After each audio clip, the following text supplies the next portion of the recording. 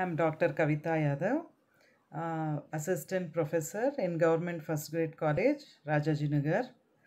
This session will be regarding special drawing rights called SDRs. So let's know more about SDRs. See, SDR is an international reserve created by the IMF in 1969 to supplement its member countries' official reserves. Its value is based on a basket of 5 key international currencies consisting of euro, Japanese yen, pound sterling, US dollar, and Chinese renminbi. SDRs can be exchanged for freely usable currencies. Okay, so what is SDR means? It is an international reserve asset created by whom? Created by IMF, International Monetary Fund. It is a supplement reserve along with the official reserves of IMF. What are the official reserves? They are gold and key currencies such as pound and sterling. Along with that, SDR is also created by IMF as an additional international reserve asset. How are these SDRs valued? These are valued based on basket of 5 key international currencies we tell. They are euro, Japanese yen, pound sterling, US dollar, Chinese renminbi. So these SDRs can be exchanged freely for any one of these 5 currencies. Okay, so therefore we tell SDRs are valued with regarding to these 5 currencies. So you can exchange SDRs for any one of the currencies in the basket of currencies and use those currencies to meet your balance of payments. The member countries can use these currencies by exchanging it for SDRs and set aside their balance of payment deficits. So what are SDRs means? They are international reserve asset. Next we'll see what is the role of SDR. See, the SDR is neither a currency nor a claim on the IMF. Okay. In addition to its role as a supplementary reserve asset, the SDR serves as the unit of account of IMF, we tell. So SDR is neither a currency nor a claim of IMF. Then what is IMF means? It is a unit of account of IMF.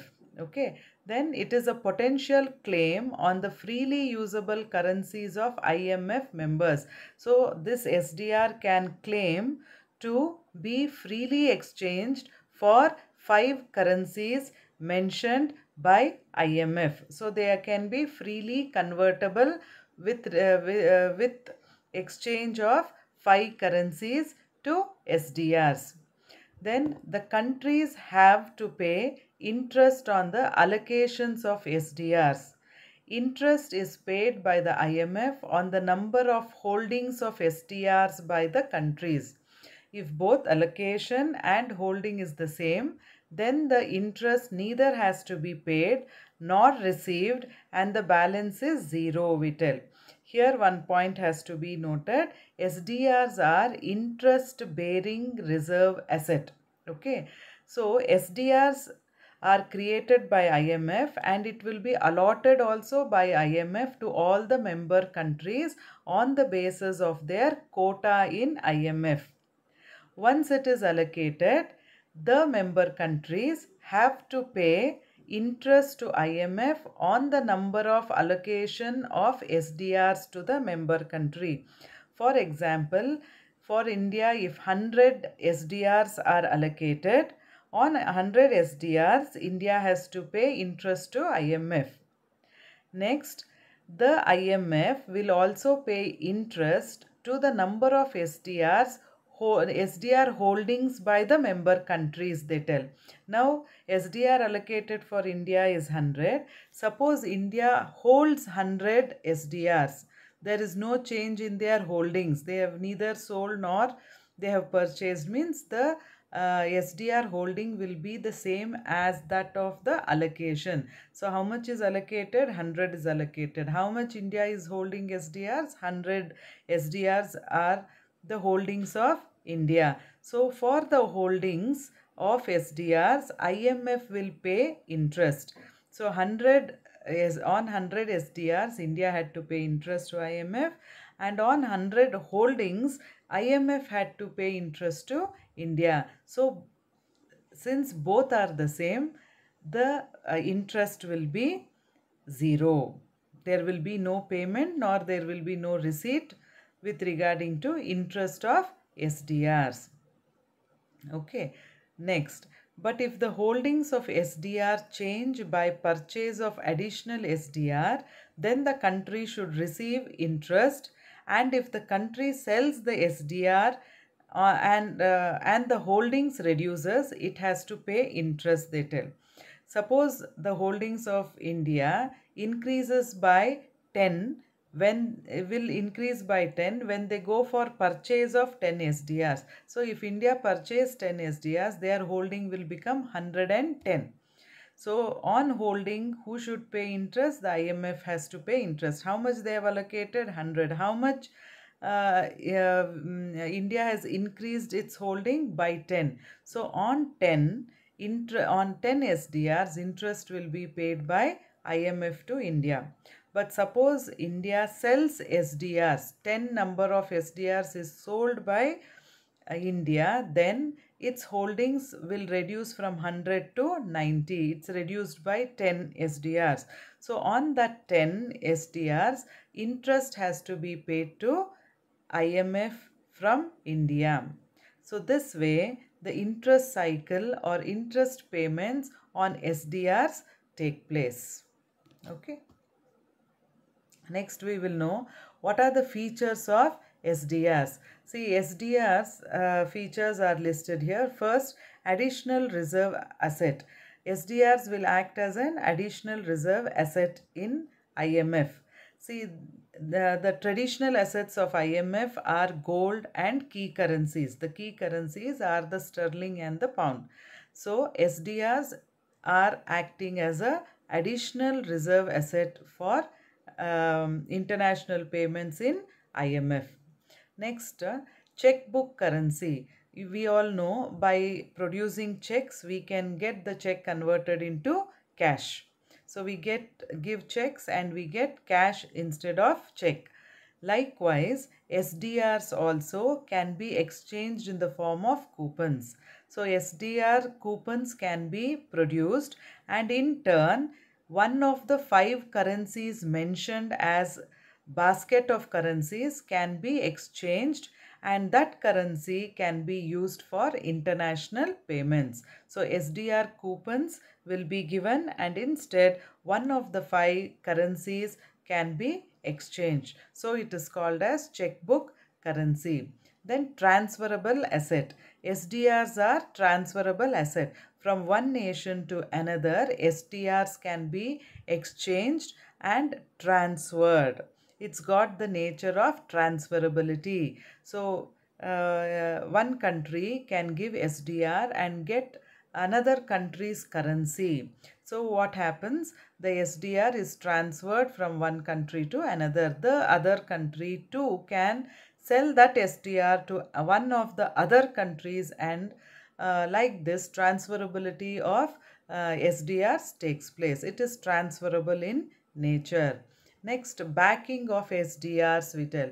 SDRs are a liability of the IMF and the asset of the holders. Since we tell it is a international reserve, that means it comes on the liability side, and for IMF it is a liability. But for members, that why its liability means SDRs will be kept with IMF from its member countries and will be used in the case of emergency international payments. Okay, so therefore we tell it is a reserve, and therefore it is a liability for IMF. But for member countries, they are the assets. Okay, whenever they are in need, they can draw the SDRs and they can use for their international payments. See, the real backing is the undertaking given by the member countries to abide by the SDR regulations. Once the SDRs are granted to the member countries, they have to abide by the rules and regulations of SDRs. Okay, so they have the backing of rules and regulations by the member countries is compulsory. Next, basis of SDRs.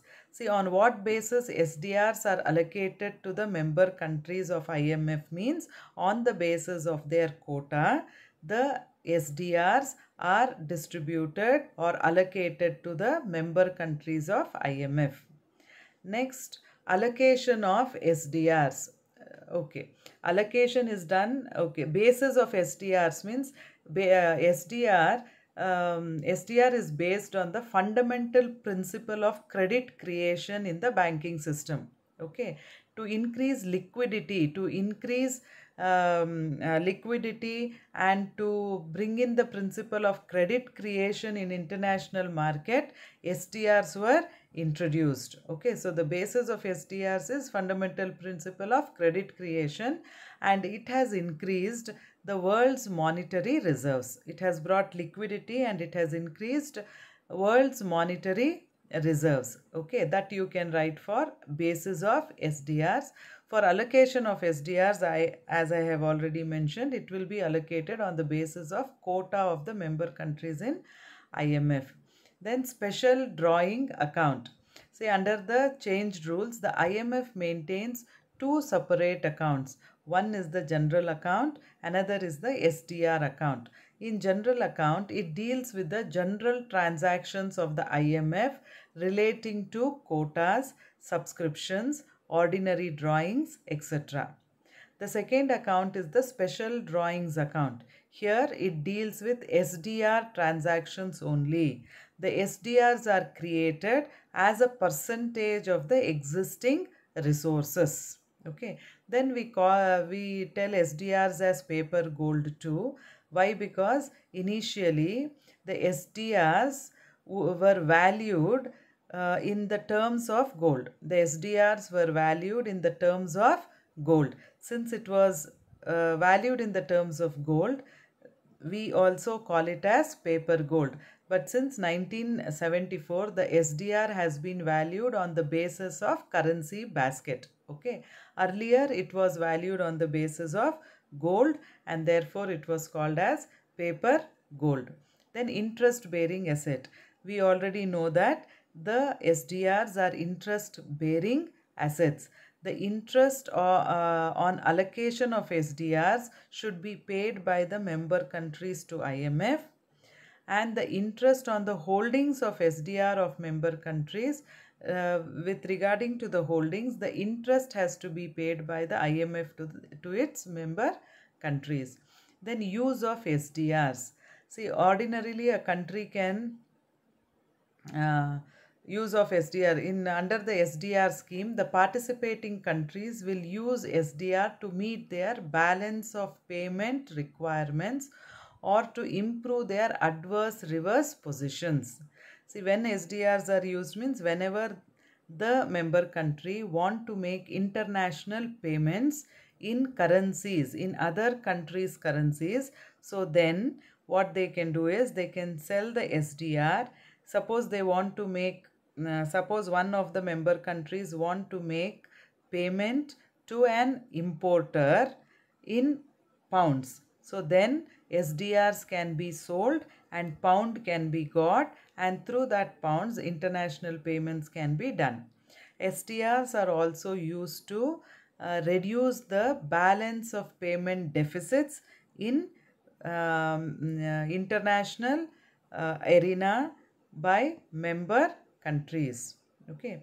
Then limited use of SDRs. See, ordinarily a country can use SDRs up to 70% of the allotted SDRs during a term of 5 years. So whatever SDRs have been allotted to a member country, 70% of it can be used within 5 years. The remaining 30% is to be held for emergencies. Okay, this Thus, a restraint has been put on the member countries so that they do not rush into using SDRs without drawing upon their other forms of resources. So, all these we can tell are the features of SDRs. Then, SDR allocation to IMF members. See, under Articles of Agreement, the IMF may allocate SDRs to its member countries in proportion to its IMF quotas, okay, based on its IMF quotas. Such an allocation provides each member with a costless and unconditional international reserve asset on which interest is neither earned nor paid. Okay, so this is a costless and unconditional international reserve asset which can be used by the member countries of IMF. If a member's SDR holdings rise above its allocation, then interest will be paid by IMF to the member country. If the allocation is less than if the holding is less than the allocation, then the member country pays the interest to IMF. Okay. See, the Articles of Agreement also allow for cancellation of SDRs, but this provision has never been used. The IMF cannot allocate SDRs to itself or to other prescribed holders. Since SDRs are created by IMF, they cannot allot SDRs to themselves, but they can allot it only to its member countries based on the quota. Then decision on general allocations are made for successive basic periods of up to 5 years. Although general SDR allocation have been made only 3 times. So once in 5 years, SDR allocations is revised.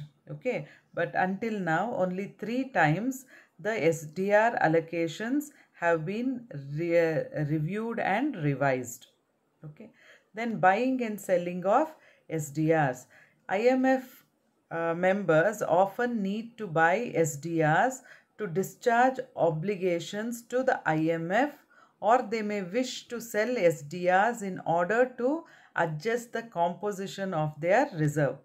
So whenever they want to adjust their reserve, they can buy the SDRs from IMF or they can sell the SDRs to the IMF.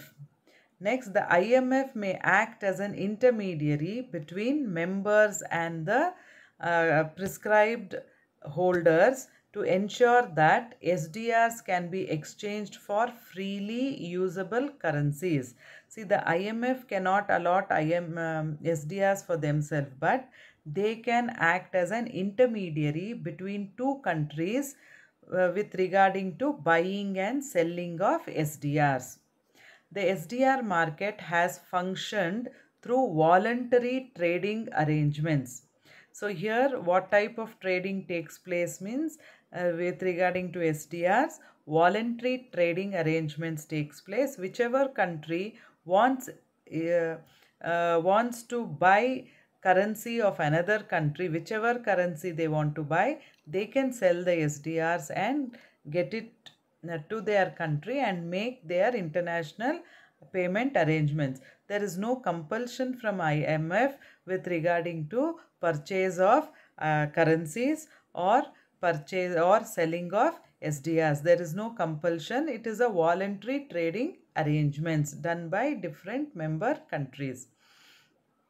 In the event that there is insufficient capacity under the voluntary trading arrangements, the fund can activate the designated mechanism.